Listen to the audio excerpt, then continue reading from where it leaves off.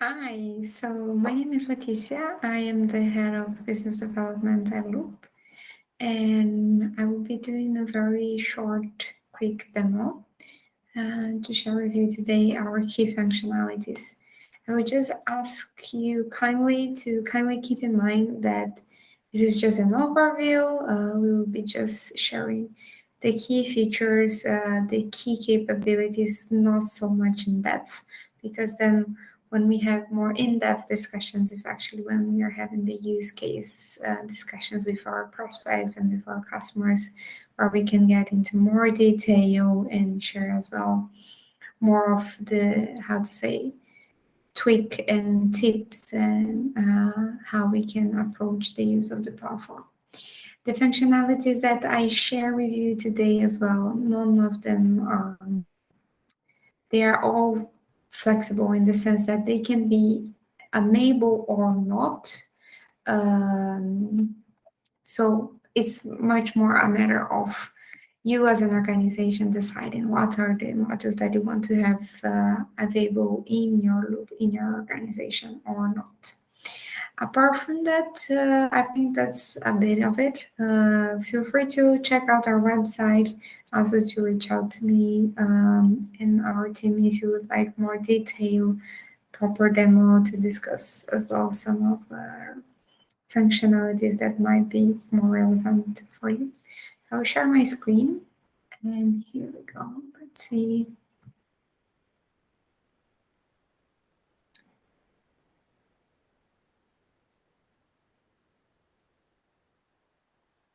Perfect.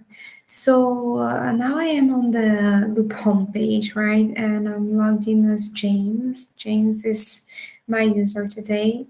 Just having in mind as well that this is a fictional environment, so I don't have like super exciting data to share, of course.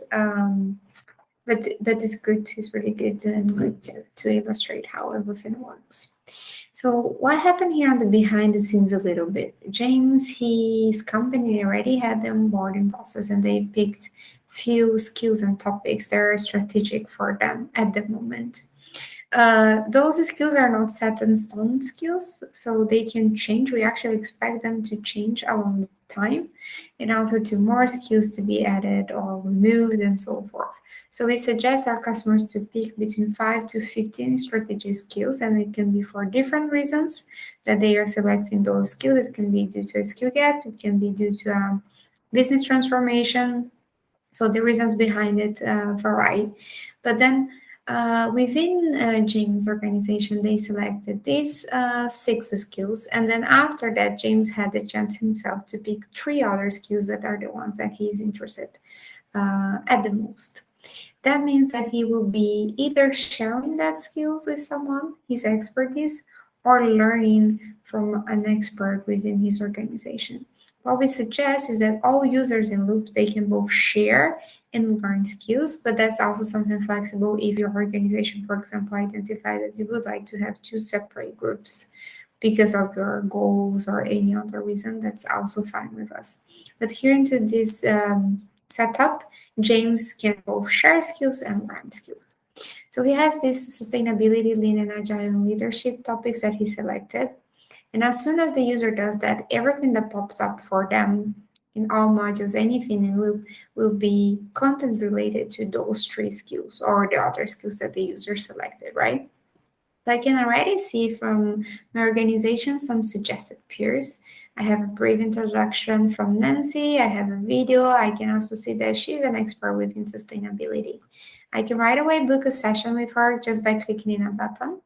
If I would like, I can keep on browsing, or I can also request a session if those time slots do not fit my calendar. It's important to highlight here that the business calendar from your organization can be integrated with Loop as well, of course, so we make sure that the users do not overbook themselves. I can check it out, for example, Philip, who is an expert within Lean and Agile, also video brief introduction. I can right away book a session with him or I can request a session. When I book a session, I can also share my expectations for that session or if I have any questions in mind, because I can be building more of mid to long-term relationship, like if I'm looking into upskilling or reskilling, Or it could be also that I have very specific questions, something that I came across, and I would like to have a 15 minutes discussion. If I feel the need to keep on with the dialogue, I can just book a follow-up question, a follow-up session with that person as well, and we keep on with the conversation. Here I have an overview of my schedule sessions. It can be both ones that I'm offering, for example, and the ones that I booked with people or people booked with me. On the recommended activities, I can see plenty of different activities that can be different categories, different types, and within those, I will be accessing these activities that are recommended by you as an organization or by a peer who is an expert within that area. So it can be a podcast, an article, audiobook, anything really. And also, if you recall, when I click on my peers expert profile down here, I also see some recommended activities. For example, there was some news related to Lean and Agile from Philip. Or I can see all the recommended activities related to these three topics that James is interested at. We also have the news session. News session is very similar to what we are used with in our social media platforms. Anyone can share content here. I don't need to do that on behalf of the organization, or I don't need to be an expert to do so. I can see Philip is also sharing some content. Another one from Philip. Zara too. People can comment. People can recommend to someone else. They can rate. They can favorite. As I said, very, very similar to what we are used with. Oh, let me just.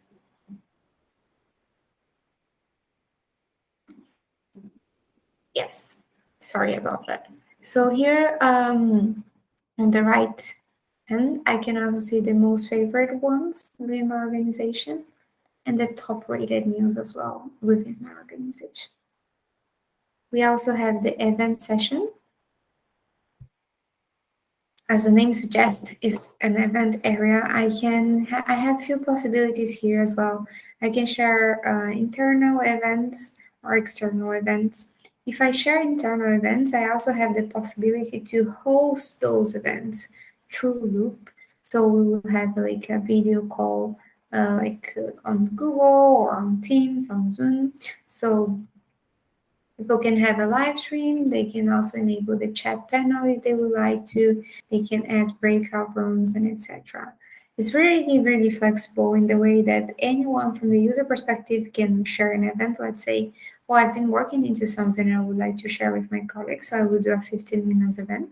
Or it can be, for example, as well a live training or a webinar or a workshop, you name it, that we can be promoted by Loop, but also hosted through Loop video calls capability. We also have the tasks module.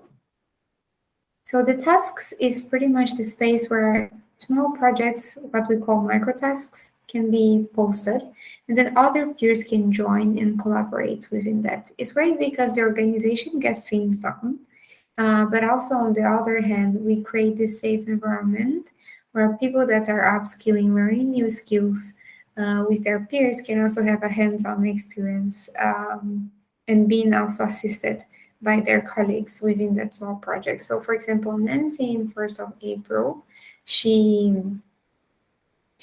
started this activity, this small task within sustainability research. Up to 5 people can join. So I have this kind of practical information here. And then I also have, for example, Sam, who is someone who actually needs some help reviewing a marketing material that he created himself. And I can see that this microtask is related to sustainability and marketing. If I go to the accepted ones, I can see, for example, my other peers who joined that task.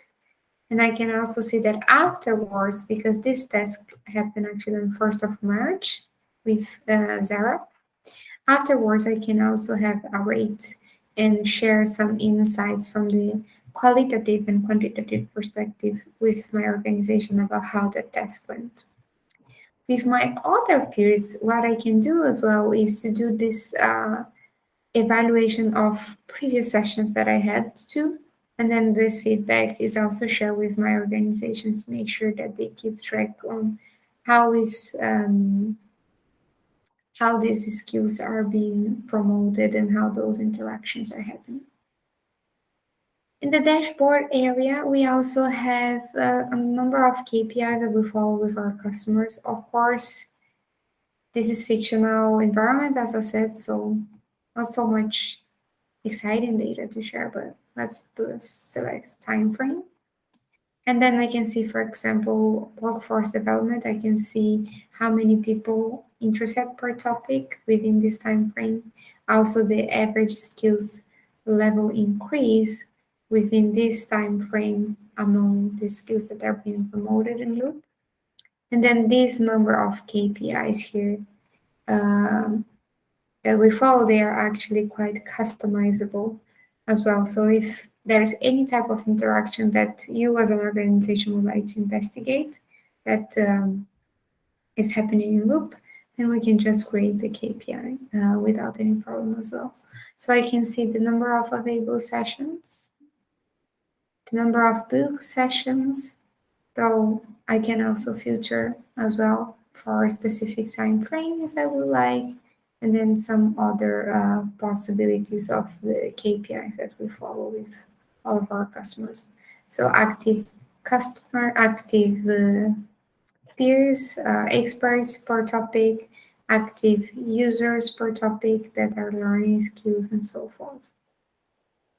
On my skills, I also have the possibility of doing a self-assessment, and then the organization can have more or less control over that. Let's say, oh, let me select another skill actually. Let's say they want to provide what it means to have 1 star, 2 stars, and so forth, or they want to leave it very open. That's also a possibility. When I click on the topic, I can also see a topic description here. And then the topic description is provided by you as an organization, because we also understand those vary from organization to organization. I can see current skill level, target skill level, and average skill level. I can see topic audience, how many experts per topic, news related to that. I can also see the forum where people can chat and discuss things around that skill and topic as well. Well, I would say very, very briefly, that's a little bit what I would like to share with you today. I hope you enjoy it and that you find it useful. But we are always happy to have follow-up calls and promote more in detail how we do things and look with our customers, and happy to hear from you as well how you see some use cases that might be interesting and relevant for your organization, and then also share even more and more from our expertise and input with you. So that's all for today. Thank you. Bye bye.